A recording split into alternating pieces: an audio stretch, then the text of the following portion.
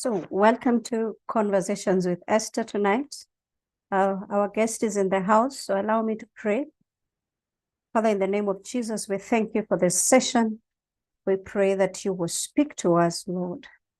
This is a sensitive session where we pray, God, that you will strengthen us and you will walk the journey with us. We pray for Christina as she facilitates this, that you give her the strength and the wisdom in Jesus' name. Amen. Amen. So I'll put up my my initial presentation. Then we can kick it from there. So yes. Good. Allow me to introduce Conversations with Esther for those that could be joining us for the very first time. Conversations with Esther is an impact-driven professional platform that informs, educates, and rebuilds mindsets. Now, we ignite ethical and authentic leadership, promoting best practice within industries. Conversations with Esther equips the workplace with relevant legal, HR, and holistic wellness skills while supporting employers in attracting, developing, motivating, and retaining productive talent. Now, guided by our three values, integrity, excellence, and impact, we envision a workplace transformed by candid conversations, respectable relationships, and intentional leadership. Now, this has been our theme for 2024, prioritizing holistic wellness, and it actually speaks to what we are going to do today, prioritizing your holistic wellness. Now, we focused on the 7 pillars of wellness: physical, mental, financial, social, spiritual, environmental, and intellectual. So we will definitely be celebrating the end of that wheel, which I think we cleared in August. We are hoping to have the session to celebrate that success in October, hopefully on the 19th of October. So mark your calendars for now. 19th of October, we will give you more details. These are our social media handles: YouTube, Conversations with Esther Katiba; LinkedIn, you can follow me, Esther Katiba; Instagram at Conversations with Esther, and you can drop us an email at info@conversationswithesther. Now, today we have a special guest, Christina Were, founder, TC3 organizational change and development consultant, certified mental health coach. So we are talking about mental health matters, caring for the caregiver.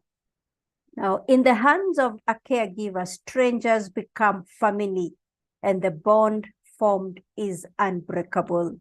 Caring for a family member living with a debilitating physical or mental health condition or living with addictions is a complex journey with multifaceted challenges, including physical, medical, mental, social, financial, decision-making, family breakdown, and at times end-of-life support situations, among others.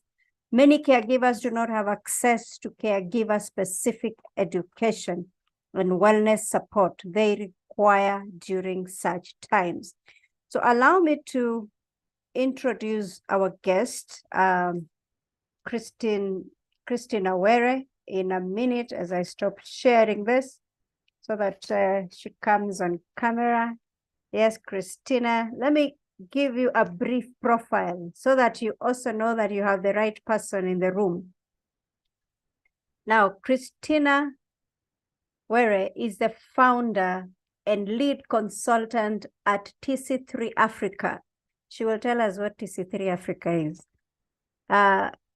She's a change leadership, C-suite wellness, and family caregiver coach. TC3 Africa is a niche advisory services firm that provides holistic work-life solutions to help organizations and individuals navigate change in an increasingly turbulent world.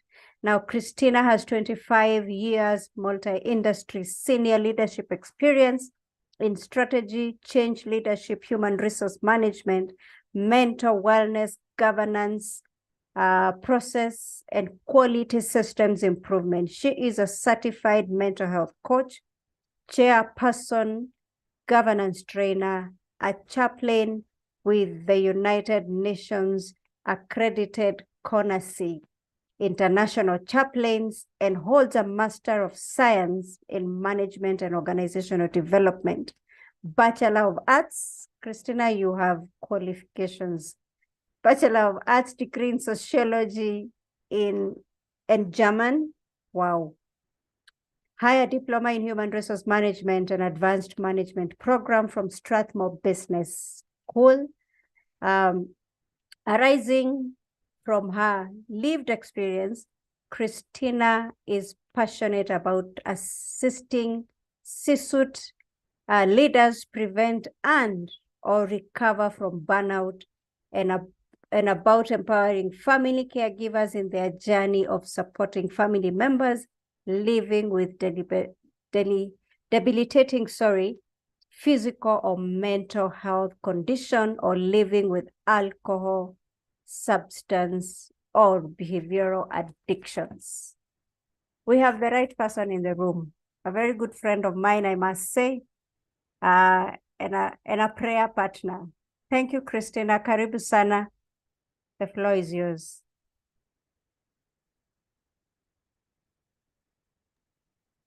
Thank you so much. It's a real privilege to be hosted by you in conversations with Esther. It's a privilege to have a conversation with Esther on her show, and so I'm really excited about this opportunity. Thank you everybody for joining, and I'm looking forward to an interactive session, or time might not allow us to have a lot of interaction, but I trust that it will be an enlightening session. Let me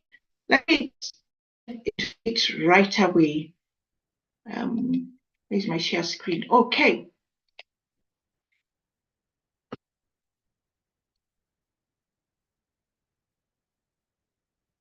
So research has found that on average it takes 2 years for people to recognize and accept their unique caregiving role. For many of us as caregivers, we say, well, we're just playing our part. Isn't that part of loving him, her, them? Because some people are caregivers for several people. Or it's my duty to do so. What else?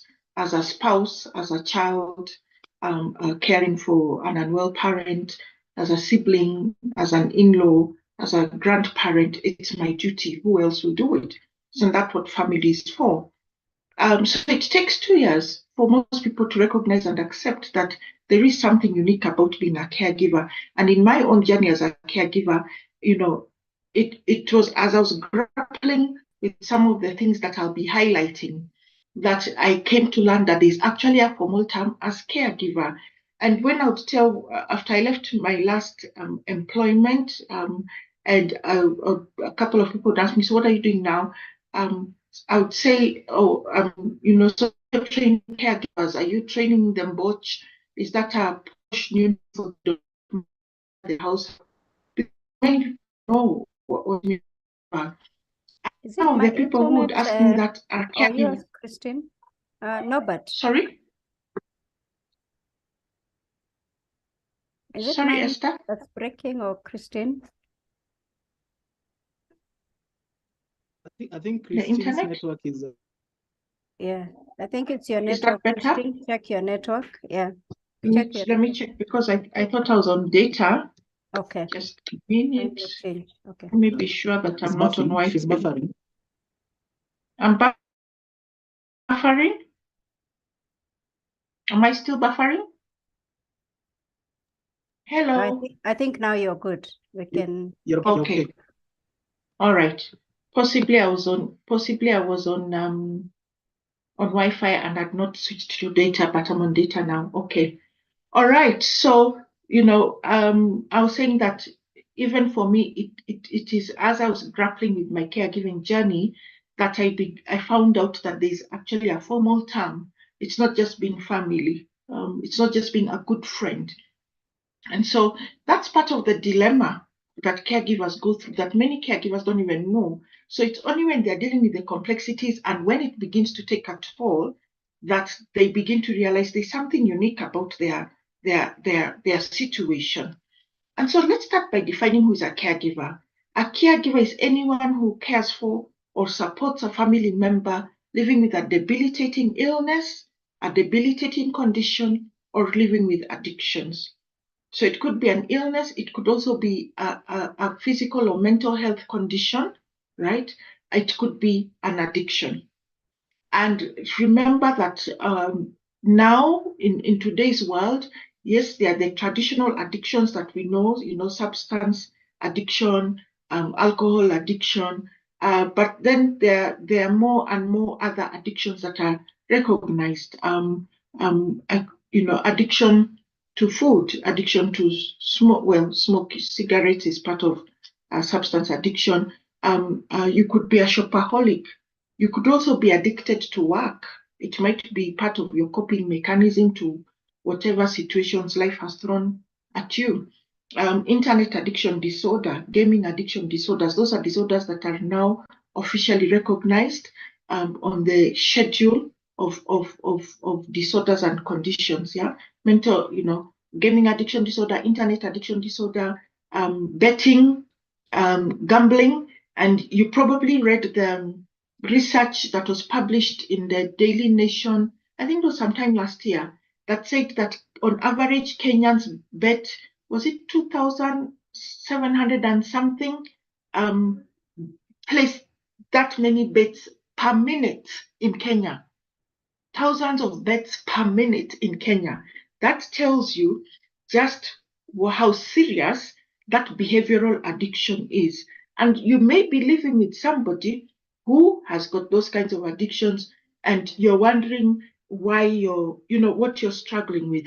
You may even be living with the addictions yourself or with the physical or mental health illnesses and conditions, because you can be both a caregiver and a recipient of care. So that's what a caregiver is. And remember that there are people they are friends who are like family, right? So it doesn't necessarily mean family by blood. It can also mean family because we are so tight. You have this friend who is so tight, they're like family, and they are taking care of you. You're taking care of a friend like that. And so that qualifies you to be a family caregiver. So I just want very quickly to highlight about the categories of family caregivers, because this is part of the complexity in caregiving. Let me just go back one slide. You see all those threads at the bottom of the slide there. I'm going to try to highlight some of them. We won't be able to dive deep in all of them, but just to highlight some of them so that you can get a sensing of, no wonder this caregiving thing is very complex. And some of you may have joined because you're caregivers.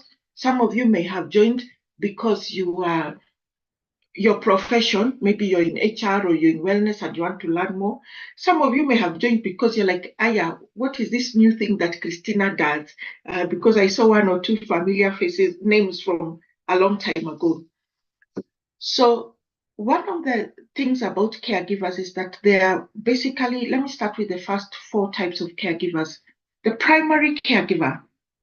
And the primary caregiver is the person who is primarily responsible for the overall well-being, the total well-being. Remember those pillars that Esther mentioned, that Conversations with Esther has been focusing on this year? Those 7, 8 pillars, that's the person who's responsible for making sure that they take care of their family members spiritually, emotionally, mentally, their physical well-being, their financial, everything around them. You may have a paid nurse, you might have a full-time nurse aide, you might have professionals around you. Your family member might even be in a hospice, in a hospital, in an ICU for a long time, in a critical care unit, in an assisted living home. Your family member may be in school for children with special needs. They may be in a boarding school for children with special needs, or even if it's a day school. But you are the one who's primarily responsible for looking out for everything that concerns them, right? Then there's the alpha caregiver. The alpha caregiver is the one who makes those, let me call them big decisions in quotes, about, say, money, about who are we hiring and firing? Are we getting a second opinion? Are we going out of the country for treatment? Are we changing the worker in the house who helps to take care of our child, our spouse, our parent, our grandparent? They make those big decisions. Are we changing the doctor? In most settings, the alpha caregiver is male, because many of our communities and our societies are structured that way. And many of the primary caregivers are female. And it's not just in Kenya. Sadly, we don't have a lot of research on caregiving in Kenya, published research, statistics. But this is statistics from countries like the US, Canada. And so you can see that it is almost universal that culturally, primary caregivers tend to be women. I'm not saying they're always, and alpha caregivers tend to be men. Then you could be co-resident caregiver. That means you live with the person who is receiving your care, okay? And you could be distance caregiver.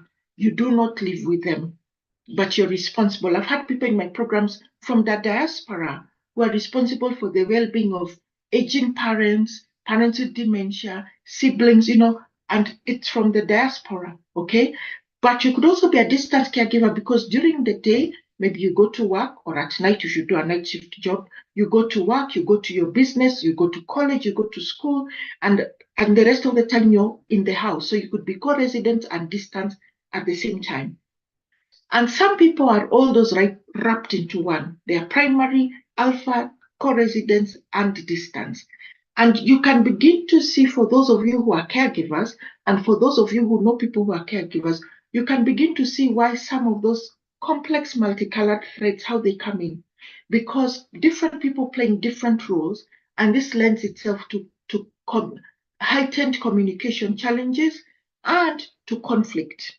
And so you begin to understand why sometimes when there's an illness, that vow in sickness and in health is sorely tested.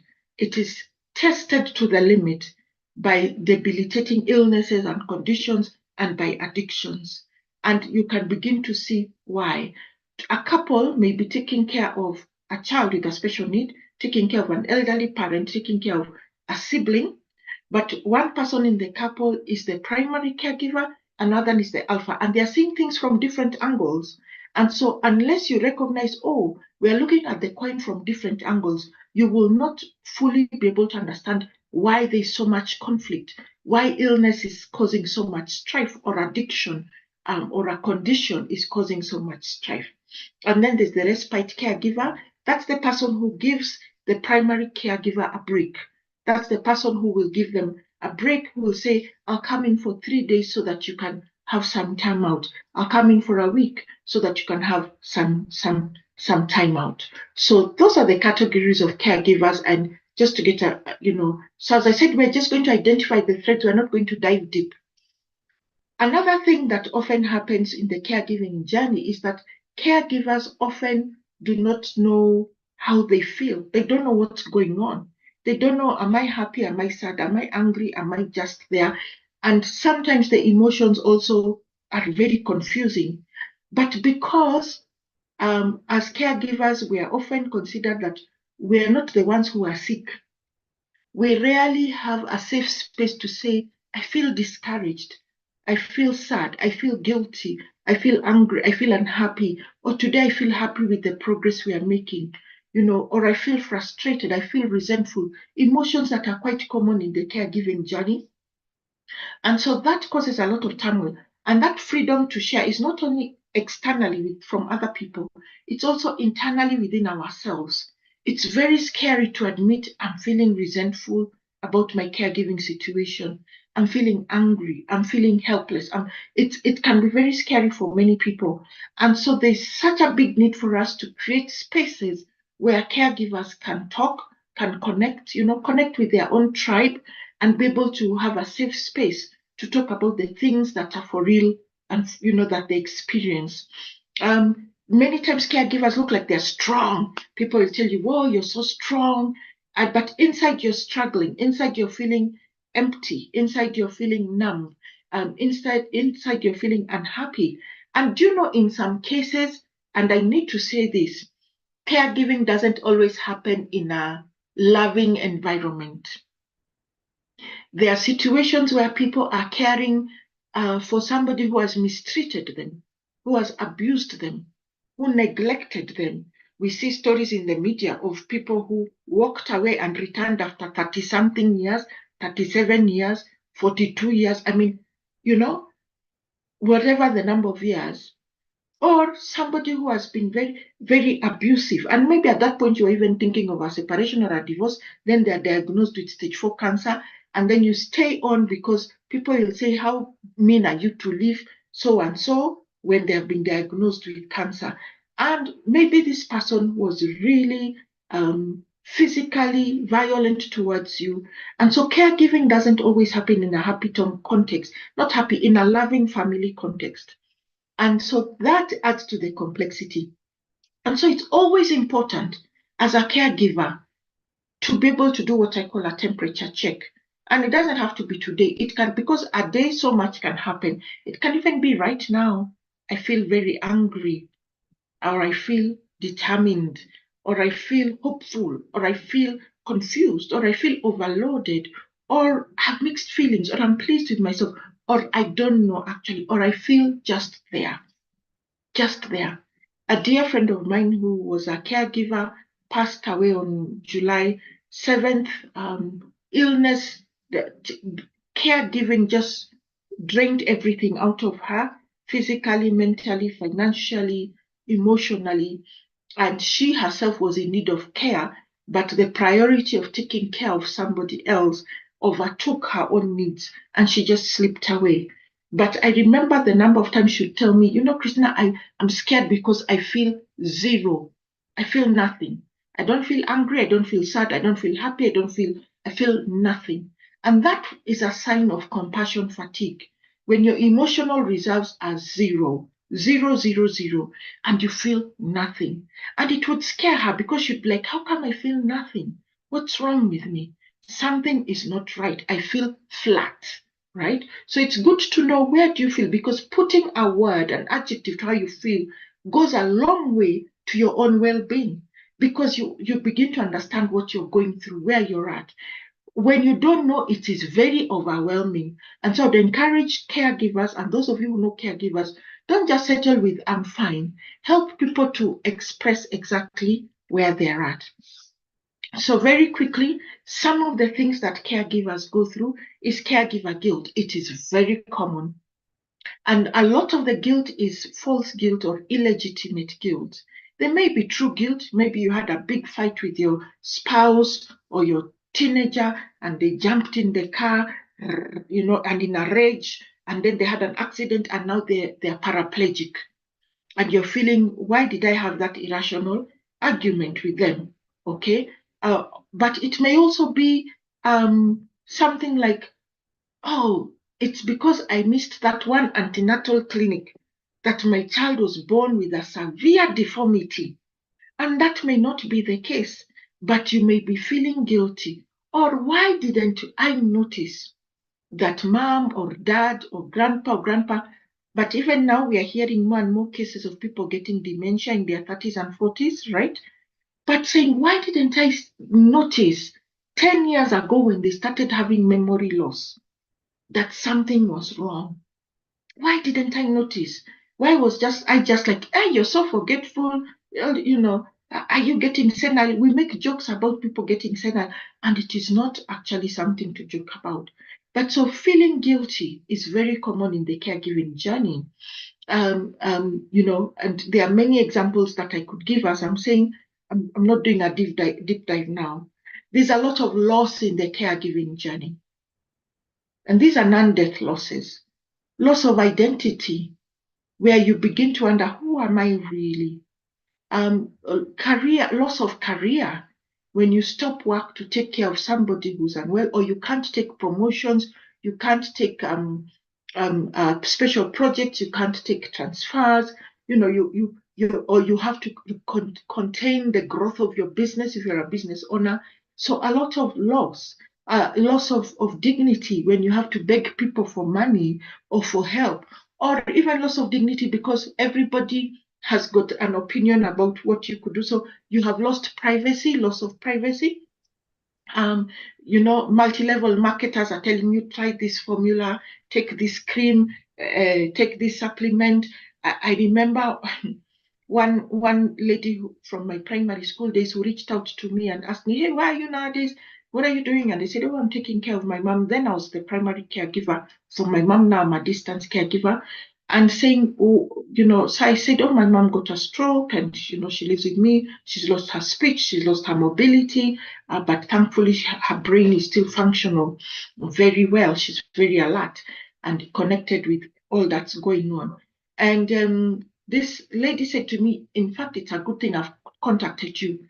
I am selling these sufurias from Egypt. I don't know if everybody here is a Kenyan. I'm selling these cooking pots made in Egypt. Aluminium sufurias are very dangerous. They affect people. They make people have strokes and things like that. These sufurias are just perfect. If you cook with them, your mom's healing journey will be faster. Before you know it, she'll have recovered her speech, her walking. And I'm thinking, oh, really? And then she tells me the sufurias, the cooking pots cost 80,000 shillings.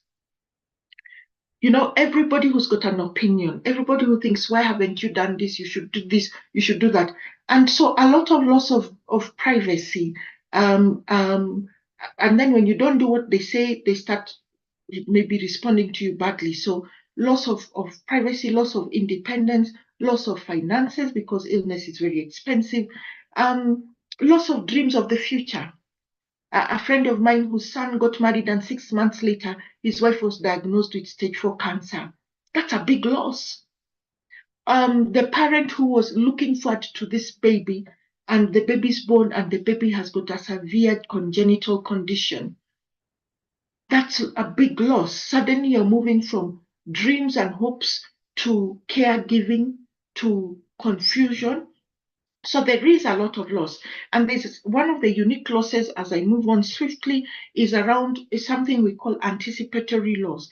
It's a professional term where, for example, you might just find yourself one day beginning to imagine, oh my goodness, I just suddenly imagined myself at my mom's funeral, at my husband's funeral, or at my wife's burial. I suddenly started imagining myself as a widower, or my child dead. And it's a very destabilizing and scary experience. Many caregivers go through it. It's called anticipatory grief. It is very normal because of the situation that you're dealing with. You might not be processing it, but it jumps at you from the back of your mind. Or the fear, what's going to happen to my child if life goes as it should and my child doesn't bury me. Yes, my child buries me. So I die before my child who has got special needs. Who's going to take care of my child? And they have got severe autism, cerebral palsy, Down syndrome, or whatever the condition may be. And who's going to take care of my child when I'm gone? And you find yourself starting to grieve the future that your child will have. And these are very, very difficult losses. And like every loss, the loss needs to be grieved. But you can only grieve what you recognize. And many times caregivers do not know what is happening. You begin to think, I'm mad, or I must be very evil. Why did I imagine that?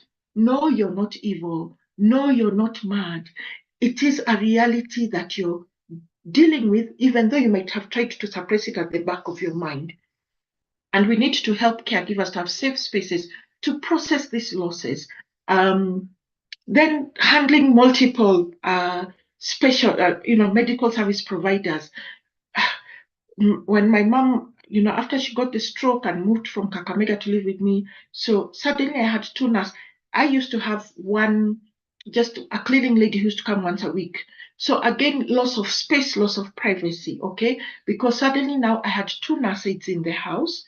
The physiotherapist was coming 3 times a week to the house, the occupational therapist 2 times a week, the speech therapist 3 times a week. We were seeing a physician. We were seeing an orthopedic surgeon because my mom was due for orthopedic surgery, knee replacement, which then got thrown out of the window, but yet in her mind, she still really wanted to have the orthopedic, the surgery done. So, and then somebody told us when my mom started twitching like this, that it's because her nerves on the side that had become paralyzed were starting to function. It turned out that she had a cavity. It was not the nerves that were starting to function. And now another loss. The hope that we had that she's starting to get that her nerves are starting to work properly, her sense of movement and feeling on the side that is paralyzed is coming back. Another loss because, oops, that's not what it is. Actually, that is not what's happening. She's having a tooth decay. That was what was causing her to twitch, and even she didn't know. And her dentist, when I took her to the dentist, and a young dentist was the first person to tell me, before I prescribe anything, give me the contacts of everybody taking care of her. I want to talk to them and understand where they are coming from, what they are handling, and then join the dots on the treatment. This is a big gap in our country, Kenya. Family medicine is not, team practice around medics is not as strong as it should be. And then you add Dr. Google, right? And then family medicine, which is a specialization where you have this doctor who are specialized in family medicine, and their role is to join the dots. They coordinate treatment in situations where a patient has got multiple medical providers. It's quite strong in the US, in the UK, in Europe, not as strong in our side of the world. But here you are, you're not a medic and you're dealing with all those, or you're a medic and it's even more complicated because you think about all the possibilities and everything. Together with caregiver guilt, another thing that's common is resentment. You might feel resentful to the person you care for. You might feel resentful to yourself. Why aren't I coping? I should have known. You might feel resentful because your colleagues are proceeding with their careers and you are not. Your colleagues are able to, your business, your colleagues, your fellow people in the marketplace are growing their businesses. You're not able to. You might feel resentful to God. Why ask God?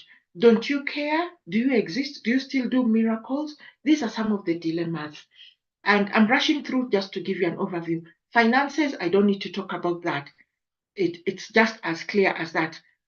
Illnesses, conditions, addictions are expensive.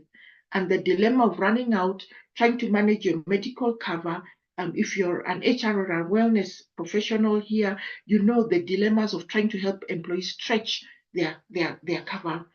Live-in caregivers, those are paid caregivers. How do you hire? Do you just upgrade the existing house help to become a paid caregiver? Do you get a relative and just say, now this relative is done, will help us to take care of our mom, our dad, our child, whoever, my spouse? And even if you do, what kind of brief do they have? What is their job description? And you're not a medical person. And you have to have checklists. You have to have caregiver checklists. How will you supervise performance? How do you take care of when they themselves become burnt out? These are, and then, if you're like the situation I was in, where suddenly you're moving from one person a week in your house who comes to clean to all these people in your house, suddenly you have a whole company in your house. You're dealing with team dynamics, personality clashes, all the things that come with having employees, motivation of employees, conflict, discipline, things that you didn't want, you don't expect to have to deal with in the place where you go home to rest, suddenly has become a company by itself. And so it can be very stressful for people in the workplace. What stage is the person you're taking care of? Are they toddlers? Are they babies, toddlers, teenagers, adults? Are they elderly? And that journey, maybe you're taking care of somebody who's going through that whole journey. And that takes a toll, parenting a teenager is dramatic in itself. So what happens if your teenager has got ADHD or has got bipolar, that what's the word? It compounds the complexity. And so this can really add to stress. Then conflict in families. Research has found that conflict amongst adult siblings in caregiving situations is much worse than conflict amongst spousal caregivers. So a couple that is taking care of, say, a child or taking care of a parent, yes, there'll be conflict related to caregiving, but when it is siblings, adult siblings, it is terrible. And sometimes you have to adopt the mindset of, let me just imagine I'm the only child of this parent, okay? You've probably seen the meme where it's a lady in a sari, and these two small children are pulling her sari and saying, no, that's my mom, that's my mom, that's my mom. Then the next side of the meme, she's elderly and the children are old, they're adults. And now they're saying, no, that's your mom, that's your mom, that's your mom. So as children, they were fighting. But now when the mom is elderly and needs care, it's that's your mom, that's your mom, that's your mom. Culture, what's the culture where you come from? Some cultures, you do not enter the house of your children when they are married. And imagine if suddenly you have to take care of your parent or your parent-in-law. Will you suddenly build a big house, an extra house in the compound? Some do not even enter your compound. Will you resign from your work or business and go to the village where your parents are? Will you move them from the village to where you are, or from the city house they are in to where you are? And cultural constraints really then make caregiving difficult because you have somebody who's uncomfortable and you are also uncomfortable. Employment and caregiving, and I'll talk in a minute. Very hurriedly, I need to ask my host Esther if I can have 5 extra minutes because of the time which we started. Yes, Is that please. okay? Yes, please. Thank That's you. fine. Yes. Okay. So employment and caregiving, whether you're self-employed or whether you're employed, it's a full-time job. One of the research that I found, this is based in the US, where primary caregivers spend 13 days, let me say 19 and a half days a month on caregiving. Not hours, days. 19 and a half days. 13 days doing the instrumental activities of daily living. That's the changing, the bathing, the transferring from bed to wheelchair, then the activities of daily living, like helping them to use technology, the phone, etc., the grooming, the brushing the teeth, and another 13 hours in a month on researching medical things and liaising with medical service providers. 19 and a half days is like 20 days in a month. That is a full-time job. And then maybe this caregiver is also employed or running a business. So it's like they're having 2 full-time jobs. And if you're a caregiver and you're not employed, please do not say that you're not working, especially if you're the primary caregiver. For a stint there, before I started consulting and after I had left where I was working, people would ask me, what are you doing now? And I would say nothing. Until I began to, I would say, I'm not working. Until I began to understand the weight of responsibility of being a caregiver. Caregiving is work. So you may not be employed, but it is work. And a caregiver who's employed or running a business, that is like 2 full-time jobs, especially particularly if they're the primary caregiver. Medication management, for those of you who may be having people who you care for who are on multiple medications. When my mom's blood pressure began to stabilize, it was such a relief that we didn't have to give her so many medicines at a go. Because when we first started, my mom had what you call an aneurysm, a bleed in the brain.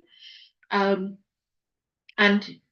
it was a bit of a shocker because she had just traveled from a convention out there in the US, passed by my place on a Thursday, gone on to Kakamega. Then on Saturday, I'm being called in the middle of one of those trainings, which my boss has said must happen, come rain, come shine. And I get all these missed calls and I'm being told, Mama haongei hatujui ni nini, and now just hit the road to Kakamega. And so they didn't quite know what caused the aneurysm, but maybe it was a blood clot because of all the hours of traveling. And her blood pressure was now, helter-skelter. And so she was taking multiple medicines morning and evening. And, sometimes you could forget one medicine and you are wondering, how did I forget that one medicine? And part of it has got to do with brain fog because that's common in burnout. and brain fog, forgetfulness, and so on. But sometimes it's just the complexity of the medicines. Sometimes my mom would insist, like I've taken that medicine, but she has forgotten that she has not taken it, or she's tired of it. So, and this happens also with when you've got family members who are on medication for mental health conditions. And many times people who are on medication for mental health conditions, when they are in a good place, they get tired of the medication. And so they decide, I'm not going to take. And 1 day, 2 days, 3 days, a week, they seem fine. But a couple of weeks later, a month later, you see a severe deterioration. So medication management is such a minefield for the caregiver. Relationship versus caregiving tasks. One of the big losses in caregiving is loss of relationship. The person who you knew is not who they are. I had an epiphany, really one of those moments that it's just God only, where I suddenly realized my mom is here, but I miss her. I miss her because she's not the same. We don't chap her story. We don't talk the way we used to. My mom was a fantastic storyteller. She could tell you a story and laugh, and then you start laughing. Even sometimes you're laughing because of her own laughter, a very energetic lady. We used to tell her her phone must ring more than the president's phone. Not that we know how presidents' phones ring, but we just used to think, who are these people who call you from 5 a.m. to 10 p.m. every day just to say hi, and all those kinds of things. Suddenly her phone is dead silent. And this is another thing. Your family member might also be suffering loss. Because the people who would, just the way when you lose a job, people forget about you, or when you lose this high profile position, the same thing happens with illness. And you may find your family member is moody, they're lashing out at you, but possibly, especially when it's an adult, possibly they're also struggling with loss of identity, loss of dignity. Suddenly you have to change somebody's diapers, loss of time, loss of privacy. They are not in their own space anymore. But caregiving tasks have got a way of overtaking the relationship, because now it's always checklist. Have we done blood pressure, blood sugar? Have we turned in bed? Have we done physiotherapy? Have we taken medicine? Have we made sure the bed sores are healing? Have we done all the things the doctor said we should? Have we taken notes? I mean, we have got a notebook. We have to record mom's blood pressure, temperature, with notes on how is she responding today, etc. So that if there's a situation we can discuss with the doctor, we can take a screenshot and send to the doctor. So and those things take over the relationship. And so you may find yourself grieving the loss of a relationship with your spouse, with whoever you care for, not grieving it, but you're struggling. Something is amiss. And the reason I'm saying not grieving is because you've not realized that you are losing the relationship, the tasks of caregiving, including I have to make money, I have to get a job, I have to, I have to put food on the table, I have to pay bills. All those responsibilities are eating at the relationship that you had. And that is, so you can find yourself losing that relationship. And because you've not recognized the loss, you're not even able to grieve it. Identity crisis, as I said, who am I? What is this about? Caregiving can bring out the best in you, the worst in you, the confusion. I mean, all these things I'm talking about. You can see why you'd ask yourself, who am I? Is this the meaning of my life? What is my purpose? And all of those things. And then as we begin to wrap up, how many people are you taking care of? I've had programs where there are people who are taking care of many people. A lady in Mombasa who was taking care of her father-in-law who has dementia, and he had some kinds of dementia make people violent and abusive. Yeah, he had a combination of dementia and Alzheimer's, and very abusive to his daughter-in-law. And the context was the typical Asian context, and also typical in some of our African contexts, where you're staying in the same housing arrangement with your parents-in-law, right? And then her father-in-law, a widower, and then she's taking care of a child with a special need. Her husband is the alpha caregiver. He's out there running the business to make money. You can see what a recipe for stress and strain that is, even in the marriage relationship. That your father comes, he shouts at me, he kicks me, he abuses me, because I'm the daughter-in-law, I cannot shout back. And he doesn't care that he's doing it in front of the kids. Sometimes he forgets himself and strips naked in front of our two daughters. I try to explain this to my husband, and he doesn't get it, because when he comes home in the evening, his father seems so calm and composed.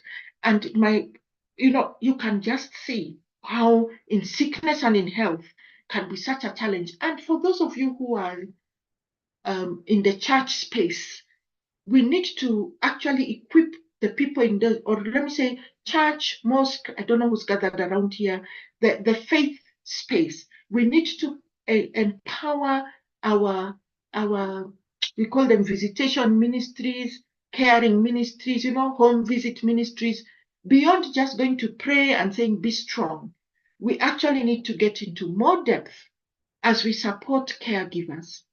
We really need to get into more depth and not just say, because in the marriage, God's grace is sufficient. One of the ways that God shows grace is by us equipping people to understand this conflict is normal, and it is because of, you're playing different roles. One of you is primary, one of you is alpha. It's because the caregiving tasks are taking over relationship, and so on and so forth.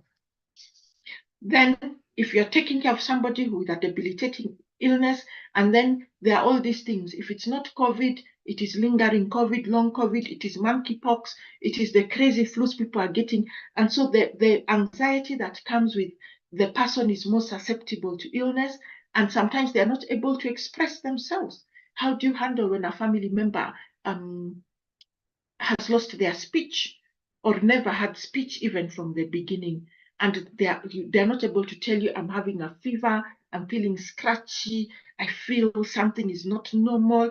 Sometimes when we are okay, we just feel, I can feel something is coming, but this person may not be able to. And for you as the caregiver, you need to figure it out. Abuse in the caregiving journey. This is a picture of a paid caregiver, I think it was Taiwan or Nepal, who was caught on camera kicking the elderly person he was taking care of. These things happen. So if you're at work, in college, you've gone out and you don't know, how would you know? Or even if you have cameras, you might not have cameras where the person sleeps or where they bathe. And you know what? We have seen abuse even in healthcare institutions. We've read about those stories in the media, haven't we? Those things happen. And so how would you know? And if your person is non-communicative, what are the signs and symptoms? As I said, I'm just identifying the threads. We actually run deep dive programs, and I'll talk about that later. But that's not the only kind of abuse in the caregiving journey. There's neglect, there's abandonment, there's verbal abuse, there's sexual abuse, which can come in the place of physical abuse, but also in the kinds of things what kind of programs are the people who are with your family member watching? That may suddenly you start observing your family member, your elderly family member, your child only wants to watch certain things. And then there's spiritual abuse, where people in places of spiritual authority manipulate people who are unwell, or manipulate caregivers to take control of their property, of their money, to just apply psychological things on them, So there's also spiritual abuse. And then, or to create a dependence on them. One of the saddest cases I ever dealt with as a leader in HR was where an employee in one of the organizations where I worked came to see me looking for extension of medical cover of their family member who was 18. And like most organizations at 18, unless you're going to college, the cover stops, right? And I said, but hey, he's 18. We have 1 year within which he should have gone to college. So I don't see how this arises. The cover continues. And he said, no, actually, and he told me this very tragic story. Their child was born blind, their son. And their son was born blind. And because of stigma, they hid their son in the house. So the son never went to school or anything. And then the child began to develop illness, complications. And the doctor who they were seeing one day said, let's do a HIV test. And they thought, you're crazy. How? What are you talking about? Me and my wife, none of us is HIV positive. And the doctor kept saying, let's just eliminate. And finally, they agreed simply to shut the doctor up. And lo and behold, their son was HIV positive. The house help had been abusing him. And psychological abuse also, because the threats, usiseme, if you say, and you know you're left with me, and since you can't see, do you know what I will do to you? Now you can just see that situation, abuse in the caregiving journey. And then the guilt that the parents struggled with. Why didn't we notice? What were we thinking? And now you have another mental health situation that these parents are having to process because they are wondering, why weren't we observant? Why were we hiding our child? If our child was in a school for children who are blind, you know, all those dilemmas, struggles with faith. I've already mentioned it. Where is God? Does he not care? Does he not do miracles? Even starting to begin with God, God, if you do this, you know, God, are you not forgiving me? If you do this, I will do this, you know, I will follow you like this, I'll start doing this. And the struggles with faith can be very devastating because faith is what gives us hope, a hope beyond the here and now. And when our faith is shaken, then it's like the foundations have been shaken. So what do we do? And finally, as I wrap up, the intersections, that there are many intersections in the caregiving journey. It's like kind of our roads, overpasses, underpasses, bypasses, you know, and in more advanced countries, there are bicycle paths and, you know, footpaths and zebra crossings, which people obey, not like here in Nairobi where we don't obey them. And it's important to recognize that as a caregiver, there are other things happening in life. You could be going through caregiving and you've just lost a job, caregiving and menopause or perimenopause, or if you're a man, caregiving and andropause, caregiving and a marriage falling apart, caregiving and retrenchment, caregiving and your business is downsizing, caregiving and the current economy in Kenya, you know, caregiving and there's another loss in the family, maybe a death, you know. There are many intersections. Caregiving, and you've got other children going through teenage, or you know, or you've just had a baby. You know, there are many intersections, and it's important to recognize what are these intersections. In terms of caring, for many people, you might be having one person who you care for as a caregiver, but you're also responsible as an employer, as a boss. So there are many people who you're still balancing on that seesaw. I think I will skip that. And just very quickly mention stress, burnout, and compassion fatigue. In the ideal world, it's a continuum. You move from stress, graduate to burnout, graduate to compassion fatigue. In reality, you might hit compassion fatigue immediately. But let me just talk about compassion fatigue because there may be some people around the table who are struggling with compassion fatigue.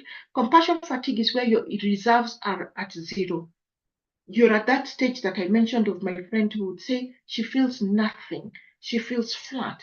And some of the signs are anger, fits of rage, feeling nothing, questioning the meaning of life, and suicide ideation, beginning to think, what if my life ended anyway?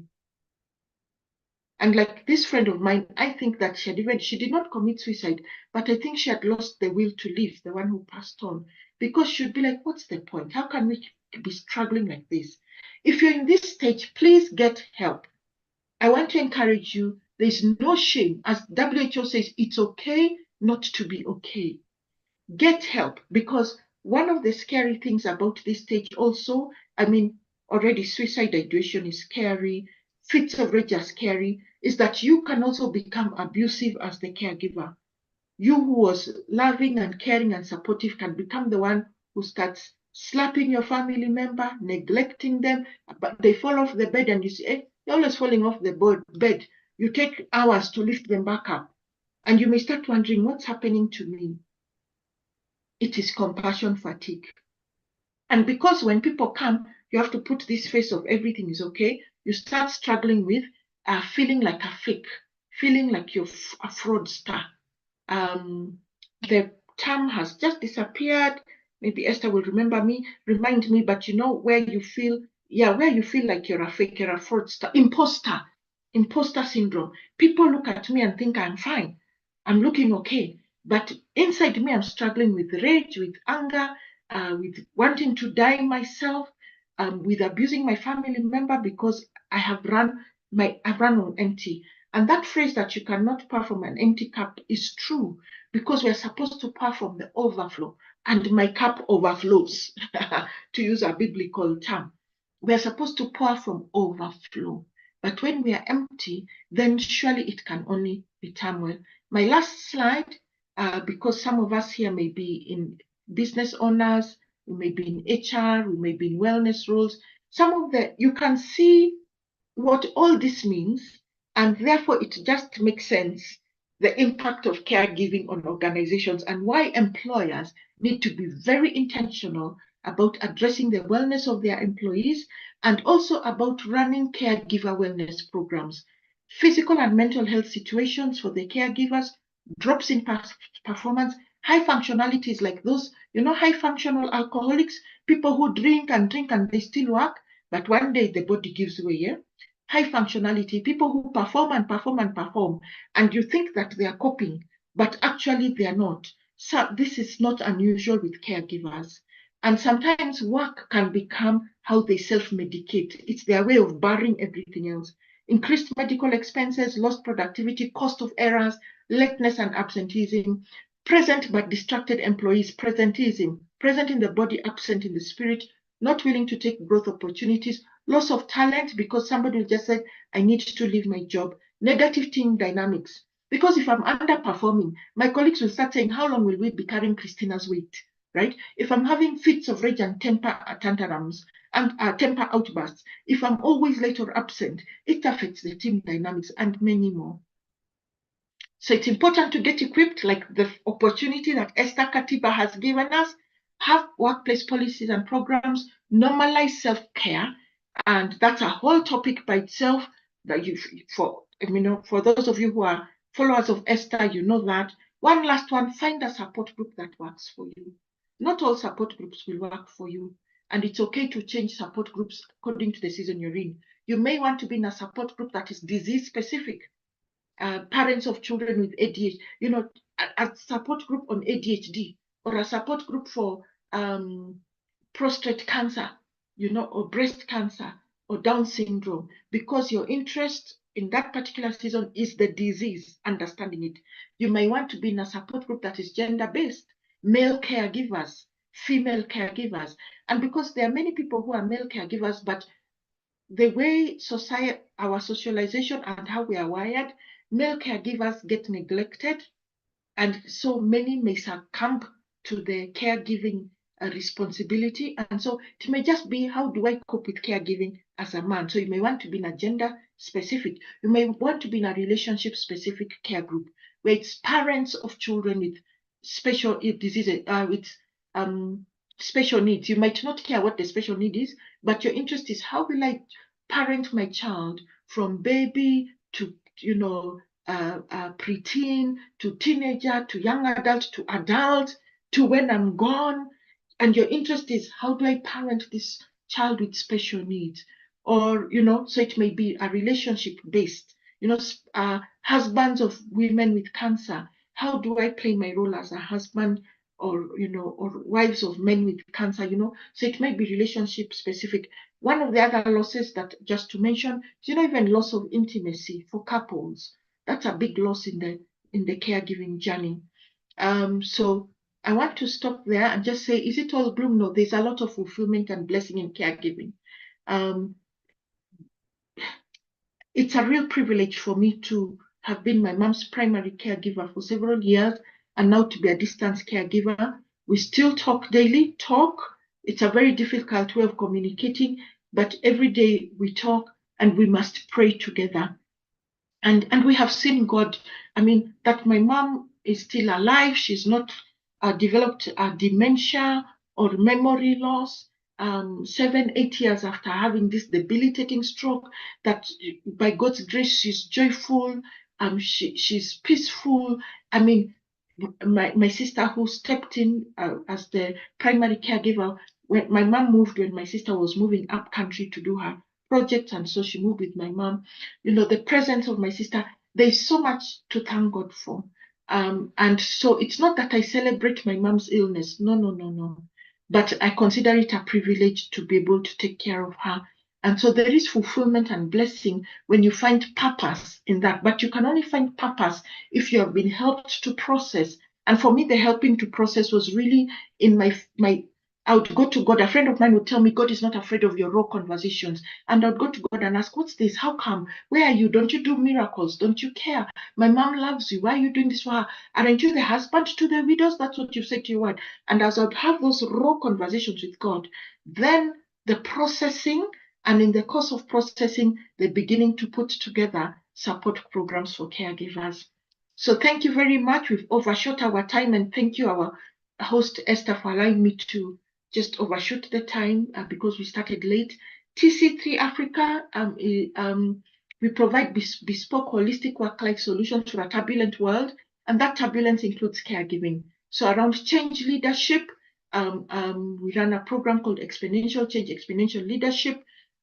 That's really around all the turbulence that there is in the world, and you're a leader. How do you run through that? Leader well-being, caregiver programs, remote worker wellness, employee well-being, basically employee well-being and caregiver advocacy.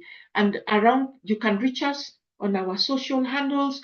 At this point in time, we're actually running a series of virtual CSR to reach caregivers every Friday, 1 p.m. East African time to 2:30, and we're diving deep into some of these things. So this week, we'll be diving deep into the loss dynamic and grief and understanding the losses in caregiving. Next week, we'll be talking about the glass child syndrome, and the glass child syndrome is about children in caregiving, healthy children in caregiving situations, because they become invisible. Their needs become invisible, and they end up developing mental health,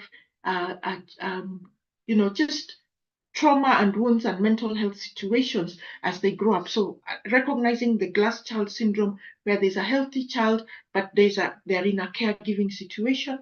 We're going to be looking at family communication and conflict, and personality types and anger styles, and all the things that play into the communication and conflict, and diving deep even into the categories of caregivers that I just highlighted. We'll be looking at stress, burnout, and compassion fatigue. We'll be looking at self-care. And thank you very much. I've been talking like an AK-47. Let me hand over the meeting back to Esther.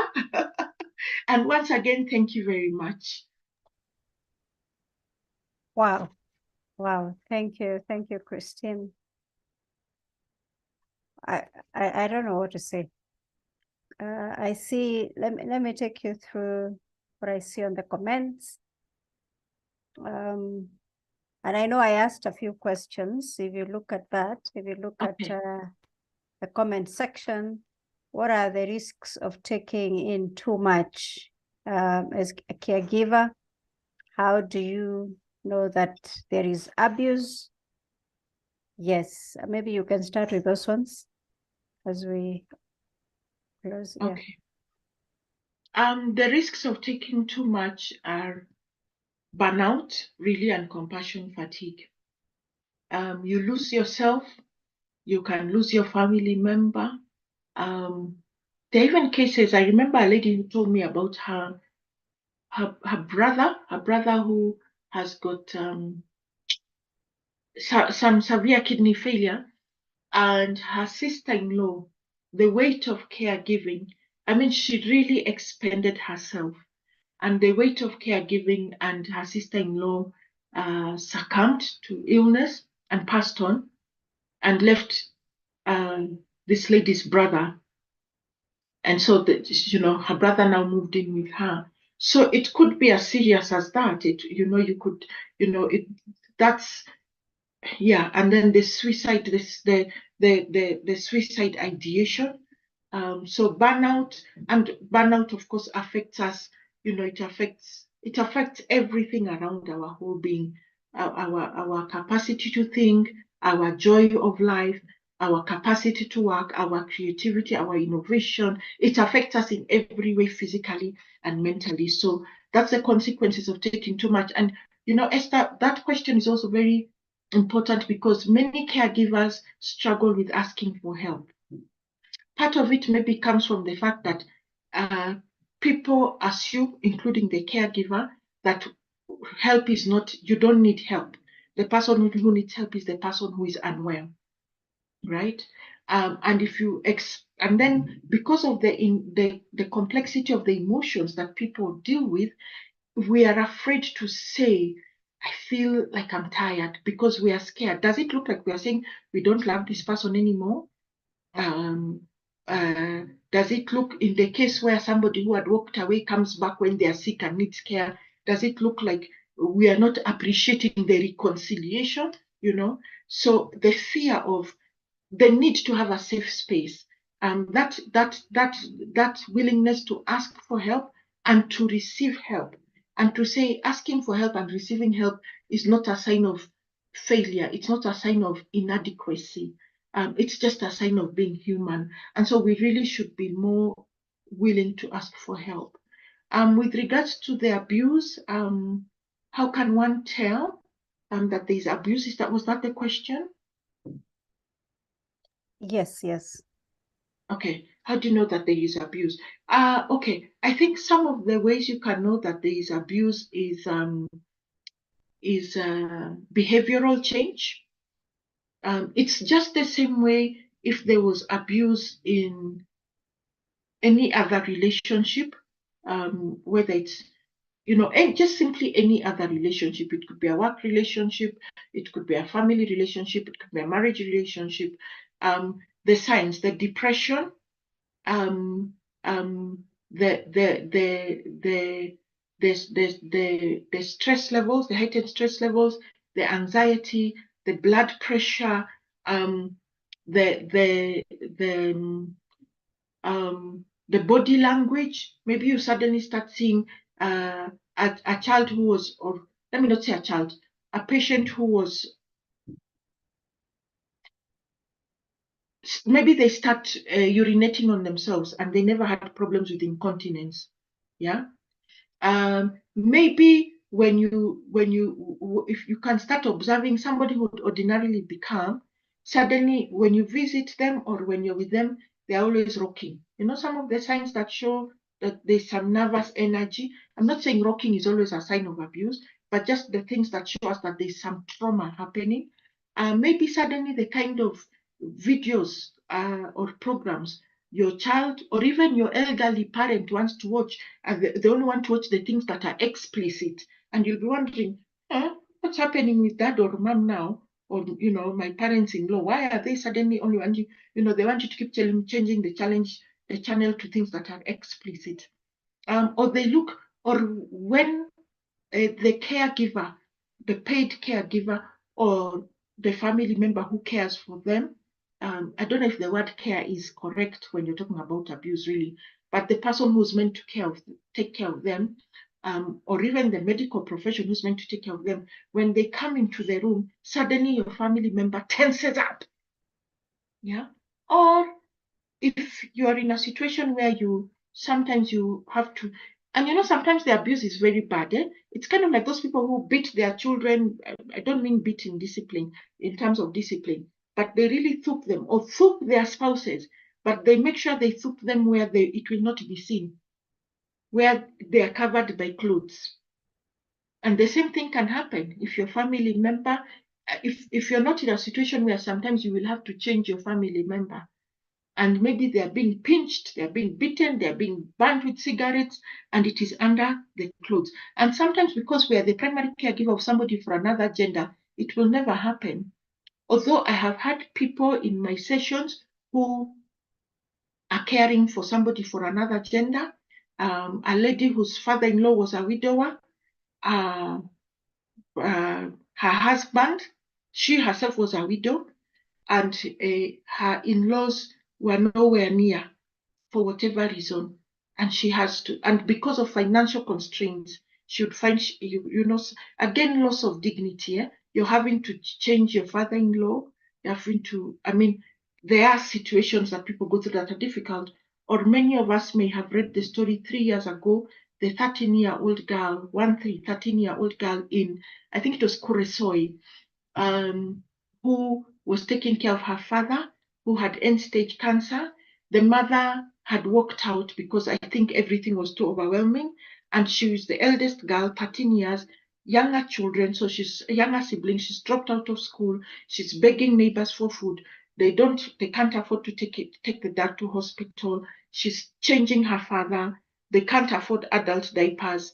I mean, some of these things are very complicated. Now imagine if that girl suffers compassion fatigue. She will start also abusing her father, maybe neglecting him, slapping him, shouting at him. So it is a complex thing that actually requires, when we are doing our virtual series, not this CSR, but when we're doing other series, it's a whole topic by itself. It takes a whole session by itself. Let me see at the comments. We have all been caregivers at some point. How do we ensure we maintain sanity amidst the chaos? Yes, when you look at those categories, correct. We have all been caregivers at some point, or will be. Rosalind Carter, who passed away recently, wife of Jimmy Carter and founder of the Rosalind Carter Caregiving Institute, said that there are only 4 categories of people in this world: those who are caregivers, those who will be caregivers, those who will need care, and I've forgotten the 4th one. So you're right, no, but how do we maintain sanity? It's the question of self-care, really. And I would encourage you, if you're able to attend the series that we are doing, the virtual series, and if you're not able to attend, just sign up for it. And then you'll be able to get the recording. Self-care in the caregiving journey will be the last topic that we'll be handling in the series. The same Evans, self-care again, the holistic self-care, and accepting your humanity, accepting that you're not Superman or Superwoman, being willing to get help. And the truth is, like any other balance in life, you never get the balance 100% right forever. It's always a continuous balancing act. Yeah. So keep working on the balancing act, because different seasons, different situations mean you have to make adjustments to how you're balancing. And caregiving is part of your personal life. Could I get another 23 hours? Sign up, Paul, for the webinar. Maybe I should put in the link over here. Is there any other question that I've missed, Esther? So I see Anne saying, thank you for the talk. I'm a caregiver as a part-time job. Last year, February, I had to take a break to avoid emotional breakdown and or be a source of danger to my clients. I've recently started working as a caregiver, but I reduced my hours a lot. Gives me balance, and I'm able to take care of myself by doing other activities that distract me or give me a job option. As a family caregiver, that is a different level that needs frequent me times or breaks in between.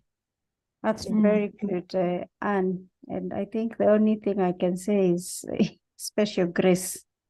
It's never easy. But I see Paul asking, I had seen something up here. Where does one get quality caregiving training and at what level? So that we can now close positively. Okay, thank you. So Paul, is that as a professional caregiver, or is that as a family caregiver, as somebody who's taking care of their own family member? If it's as a professional, professional, okay, yeah. Thank you. If it's as a professional caregiver, there are a few places in the country, in Nairobi, that do caregiver training, so that I'm not, but because I've not interacted with them, I've not interacted with them personally, let me not give any names, but if you Google, you'll actually get. It's one of the things that we hope that we will begin to do fairly soon at an international standard. So we are working on that. But there are also agencies that provide nurses, although they might not necessarily have gone through a training. Yeah. I know I haven't quite answered, but yes.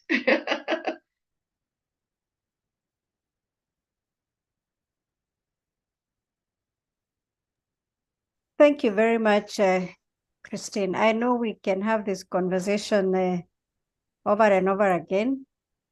But you've done an amazing job. You've done an amazing job. And I think I agree with Norbert, we are all caregivers at some point. And it's somehow it will find you, especially either with a family member, your parents, your children. But I think it's important for us to sign up for the sessions that Christine is holding every Friday. We have partnered with her, and I still think, Christine, we need to train and take people through these sessions.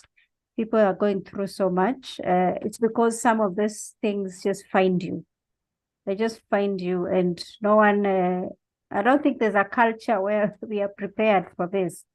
Our culture simply says, take this person to this house, let them be taken care of by so-and-so.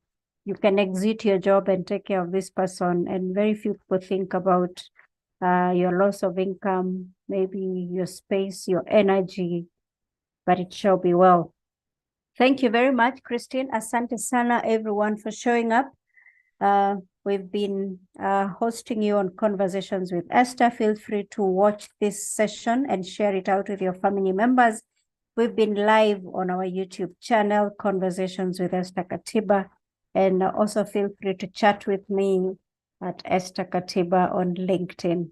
Thank you very much. Good night and God bless you.